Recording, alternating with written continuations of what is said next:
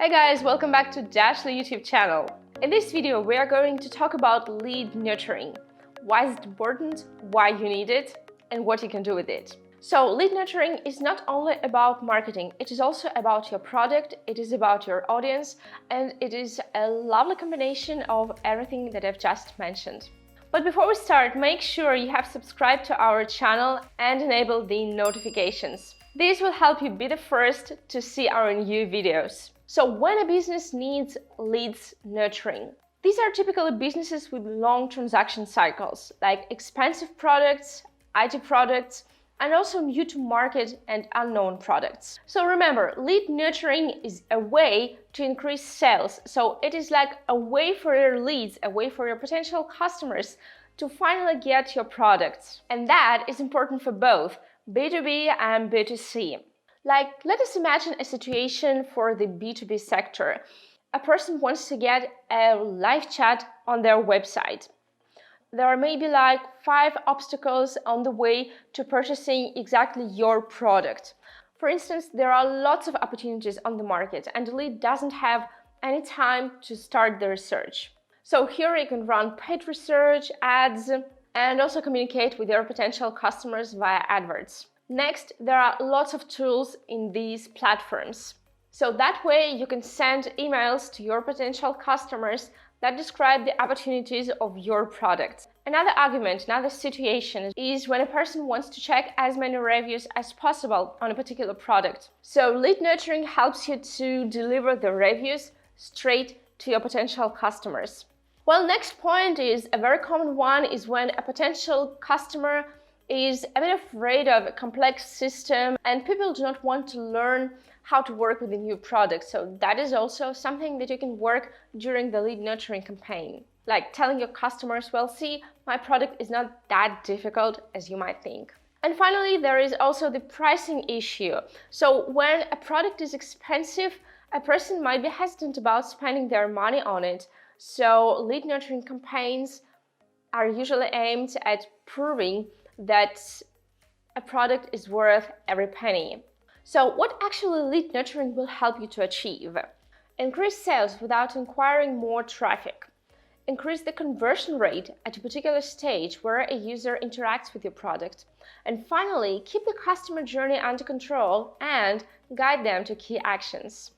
So what makes a good nurturing campaign? There are like few ingredients to this brew. So first, the nurturing itself. Like what type of messages do you have in your nurturing campaign? Are you only limited to emails or you also included some pop-up windows, emails, web push notifications, and so on? Next is the segmentation. Well, that is highly important because indeed you would like to deliver the right message to the right audience, and segmentation helps you here. Some companies love to adopt scoring systems, so these help you to understand whether a lead is warm enough to make the next key action. So once you get ready with all these actions, it's time to design the campaign. And that's where you need few more ingredients. First, you need the customer journey map. It helps you to define the stages of decision making that a user gets through before buying. Next, you need to develop the nurturing campaign. And that is very connected with the customer journey map. So finally, you can assign scores to leads, and that's how you can make sure that they're ready to buy, or probably they're ready to receive the next message. So the customer journey map plays a very important role in the lead nurturing campaign.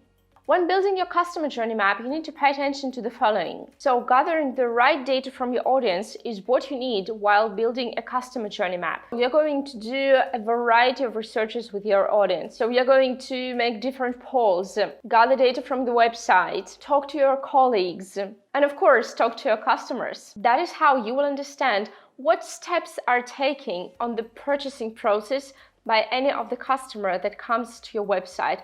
Well, yeah, that is called the customer journey map. So a typical customer journey contains 4 stages. The revelation stage, when your customers understand they are having a problem and they start searching for the solution. Next is the purchasing decision, like they start finding out about your products, comparing with something and whatnot. Next step is the purchase step. So a customer wants to understand whether they are ready or not to buy And of course, they would like to have some arguments why they are going to pay for a product. And there's also the final stage for a customer journey, and that is the repeat purchase stage. So that stage usually contains the reasons why your customers get to a product again and again. And once it is laid out, you can move to the next step, and that is defining your buyer persona. So each business has different buyer persona, but there are some common points you would pay attention to.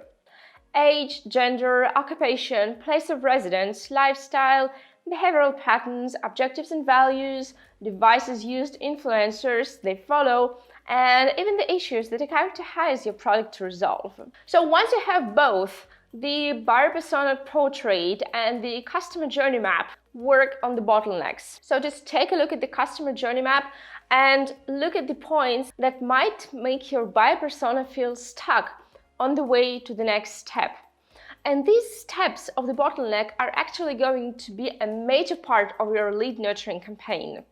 And of course, each bottleneck part is closely connected with the stage a lead at, or with the condition a lead is into right now. Like they may be cold, so like getting to know your product for the first time.